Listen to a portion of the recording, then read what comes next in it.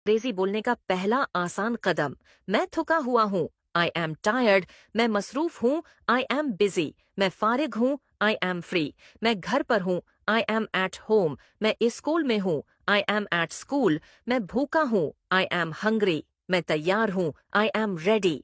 मैं प्यासा हूँ, आई एम थर्स्टी। मैं बीमार हूँ, आई एम सिक। मैं ठीक हूँ, आई एम फाइन। मैं खुश हूँ, आई एम हैप्पी। मैं उदास हूँ, आई एम सैड। मैं परेशान हूँ, आई एम वरीड। मैं पर आतिमाद हूँ, आई एम कॉन्फिडेंट। मैं शर्मंदा हूँ, आई एम एम्बेरेस्ड। मैं तन्हा हूँ, आई एम लोनली। मैं परसुकून हूँ, आई एम रिलैक्स्ड। मैं हैरान हूँ, आई एम सरप्राइज्ड। मैं नाराज हूँ, आई एम एंग्री। मैं मुतमइन हूँ, आई एम सेटिस्फाइड। मैं सीख रहा हूँ, आई एम लर्निंग। मैं दुआ कर रहा हूँ, आई एम प्रेइंग। मैं सोच रहा हूँ, आई एम थिंकिंग। मैं लिख रहा हूँ, आई एम राइटिंग। मैं बोल रहा हूँ, आई एम स्पीकिंग। मैं बेहतर बन रहा हूँ, आई एम इम्प्रूविंग।